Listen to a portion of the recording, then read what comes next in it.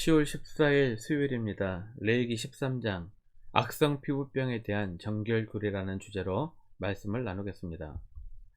먼저 기도로 시작하신 후 성경을 1에서 3 읽기 바랍니다. 꾸준한 영성 훈련은 당신의 인생을 변화시킵니다. 말씀 다 묵상하셨습니까? 첫 번째, 나병, 악성 피부병.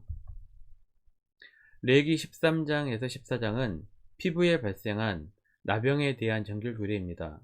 주의해야 할 것은 구약 성경에서 나병으로 번역된 짜라하트는 나병이 아니라 전염성이 강하고 다양한 악성 피부병을 말합니다. 2절입니다. 만일 사람이 그의 피부에 무엇이 돋거나 뾰루지가 나거나 색점이 생겨서 그의 피부에 나병 같은 것이 생기거든 그를 곧 제사장 아론에게나 그의 아들 중 한 제사장에게로 데리고 갈 것이요. 성경에 따라 문둥병, 나병, 전염성 피부병 혹은 악성 피부병으로 번역이 됩니다. 악성이며 전염성이 강했고 동시에 거의 불치병으로 알려졌기 때문에 현대의 나병 정도의 파괴력이 있는 피부병으로 생각하면 됩니다. 전염성이 강해 악성 피부병에 걸린 자들은 공동체에서 추방되어 격리 생활을 하게 되었습니다. 또한 하나님의 저주를 받은 사람들이라고 여겨졌습니다.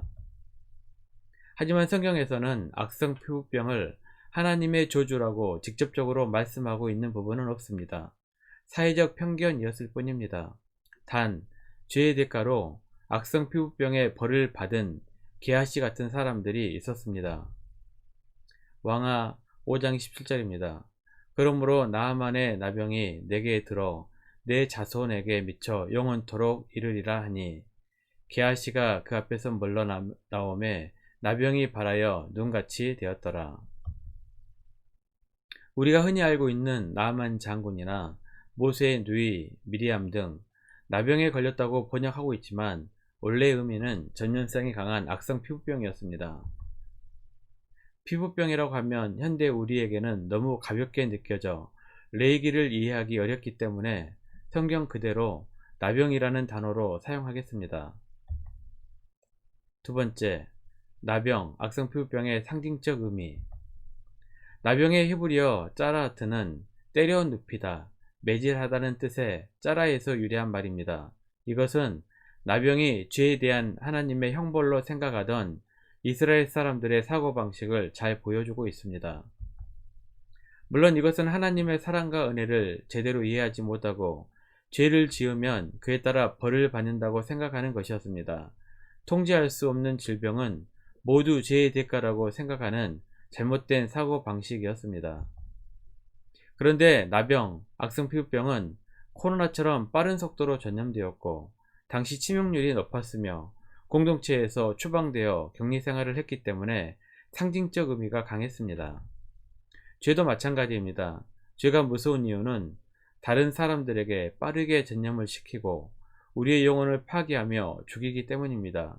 결국 죄는 하나님과 분리시켜 마귀의 자녀가 되게 합니다.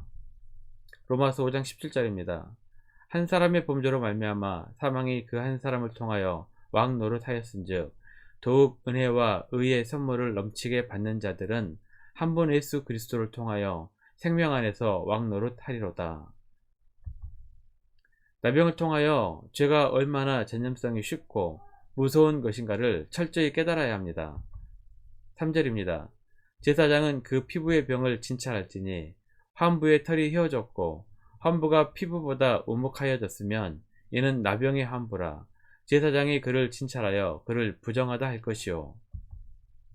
나병이 생기면 제사장에게 환부를 보여 질병의 유무를 검사받아야 했습니다.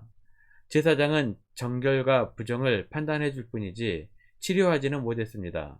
하지만 예수님께서는 우리의 죄를 깨닫게 하실 뿐만 아니라 죄사함의 권세도 가지고 계십니다. 로마서 8장 2절입니다. 이는 그리스도 예수 안에 있는 생명의 성령의 법이 죄와 사망의 법에서 너를 해방하였습니다. 사람은 치유와 회복의 권세를 가지고 있지 않습니다. 오직 예수 그리스도 뿐입니다. 예수 그리스도 앞에 나아와 생명의 성령의 법 안에 살아가시기를 바랍니다. 세 번째, 나병의 정결구례. 민수기 12장 12절입니다. 그가 살이 반이나 썩어 모태로부터 죽어서 나온 자 같이 되지 않게 하소서.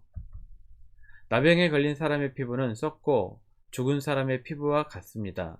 나병은 죽음과 부패와 관련이 있기 때문에 정결과 부정을 가르는 생명과 죽음의 구분에도 잘 들어맞습니다. 뿐만 아니라 나병은 전염성도 강하기 때문에 위생학적으로도 격리시킬 필요가 있었습니다. 정결규례는 영적인 상징을 나타내기도 하지만 실제 생활에 유익한 면도 있다는 것을 알 수 있습니다. 제사장은 증상이 있는 사람들을 철저하게 진찰을 해야 합니다. 한 사람의 인생에 걸린 문제이기 때문입니다. 종기인지 나병인지를 진찰해야 했고, 화상인지 나병인지, 오민지 나병인지, 어우로기인지 나병인지, 그리고 탈모인지 나병인지를 철저하게 진찰을 했습니다. 진찰을 한 후 나병으로 판명이 되면 환자들은 치료될 때까지 격리되어야 합니다. 45절 46절입니다. 나병 환자는 옷을 찢고 머리를 풀며 윗입술을 가리고 외치기를 부정하다 부정하다 할 것이요 병 있는 날 동안은 늘 부정할 것이라. 그가 부정한즉 혼자 살되 진영 밖에서 살지니라. 나병, 악성 피부병으로 인해 부정하다고 선언된 사람은 하나님과의 교제로부터 단절되었습니다. 또한 부정하다 부정하다라고 외치며 진영 밖으로 추방됩니다. 누구든지 자신과 접촉하여 부정 및 전염을 타지 못하도록 하기 위해서 그렇게 외쳐야만 했습니다. 하나님과의 연합과 단절되고 공동체에서 추방되는 것은 당사자들에게는 불행입니다. 하지만 죄와 부정은 거룩한 공동체와 함께할 수 없으며 하나님이 계신 곳에서는 정결하고 거룩한 삶을 살도록 교훈하시는 것입니다. 신약시대의 예수님께서는 나병 환자들에게도 저주받은 자들이라는 사회적 통념을 깨시며 각별한 사랑과 관심을 가지셨고 치료하셨습니다.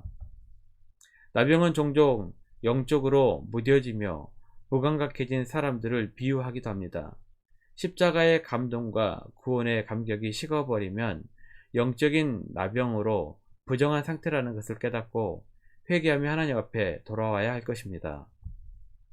성령님께 기도하며 메마른 영혼에 성령의 단비를 내리실 것을 기도하는 하루가 되시길 바랍니다. 사도행전 13장 52절입니다. 제자들은 기쁨과 성령이 충만하니라. 말씀 요약합니다. 첫 번째, 죄가 얼마나 전염성이 있고 파괴적인지 알아야 합니다. 주의 보혈의 능력으로 끊어버리고 도움을 구하십시오. 두 번째, 무뎌지며 무감각한 영혼을 성령 충만으로 회복하시길 바랍니다. 성령님께 구하십시오. 성령 충만하면 기쁨도 감격도 회복됩니다. 1년 성경 일독 주간 계획입니다. 오늘은 수요일 마태복음 12장에서 14장 말씀 천천히 묵상하시길 바랍니다. 10월 중보기도 제목입니다. 5가지 기도의 제목을 놓고 하나님과 충분한 교제 시간을 가지시기 바랍니다. 가정에서 기도하시기 힘드신 분들은 주중 기도의 시간을 이용하시면 됩니다. 새벽 6시부터 밤 10시까지입니다. 하루 30분씩 최선을 다하시기 바랍니다. 그러면 여러분의 삶이 변화될 것입니다. 영상을 다 보신 분들은 확인 문자를 보내시거나 유튜브에 댓글로 달아주시면 정기적인 영성 훈련에 도움이 될 것입니다. 오늘 하루도 승리하시기를 기도합니다.